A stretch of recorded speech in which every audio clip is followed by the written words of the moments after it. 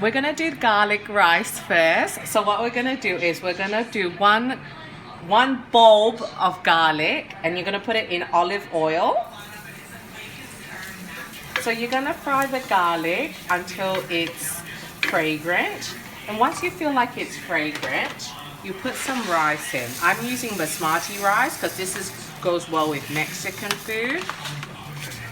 So give it a good mix so that the rice is coated with oil, and then we're gonna add some garlic salt as well. So quite a generous amount because you know rice has no flavor, so we're gonna mix it in.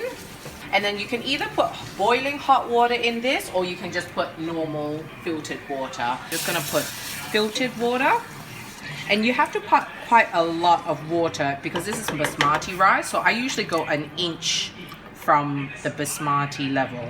So what you're gonna do is you're gonna close the heat. It's gonna be on high heat. Once it boils, you're gonna put it on low.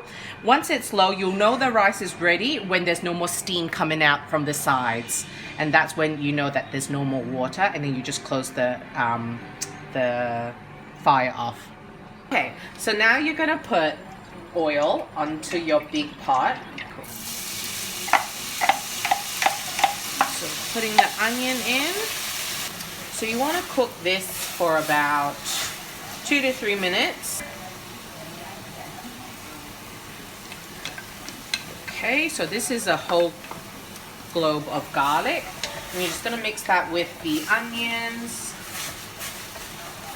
So now we're going to just add the garlic powder. Again, this is just to intensify the flavor. You don't really have to do this. I do though, because I love onion and garlic. That's onion powder. This is onion powder. So you're going to mix this in.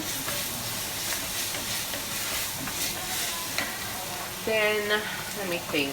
I'm going to put the meat in now. And what you want to do is you kind of want to break up the meat first.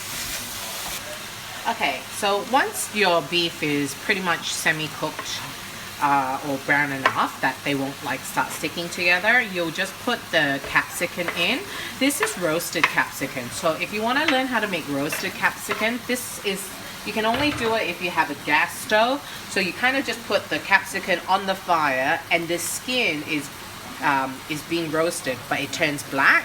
Once you feel like it's ready, you can just put a little bit of chili in, and then towards the end, you're gonna have a taste. And if you feel like you didn't even try any chili, you just put more chili afterwards. So with the cumin, you actually have to put like a truckload of this. Like I'll probably say half of this whole like container. Okay, so this is best to cook during the meat process because the fat from the meat and the spices just mix together, and it's just like more aromatic rather than trying to do the spices after you put the tomato sauce in and the tomato paste. It kind of like boils in with the soup, but if you mix it with like the beef, you can already see it like absorbs the fat already into the powder. So now you're gonna add the kidney beans in. Okay, so now you're just gonna add the tomato paste. So very similar to bolognese, you pop it in right after the beef, mix it in before you put your chopped tomatoes. Salt and pepper, salt and pepper. I actually use so I'm just gonna add seasoning to this now. I'm just gonna add some table salt and some black pepper to this. So I'm just gonna use plain salt. So, and put black pepper.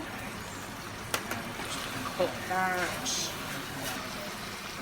Okay, so once you open your canned tomatoes, you're gonna pour them in. So these are the diced tomatoes. They're 400 grams. So it's best to add a little bit of water so that it doesn't get too gluggy too quick. And you really want to cook down the tomatoes. Like this one, you have to give it a good 30 to 45 minutes to cook. And then once it's cooked, that's when you can taste test and see if you need more cumin, more salt and pepper as well, or even more chili. So I just realized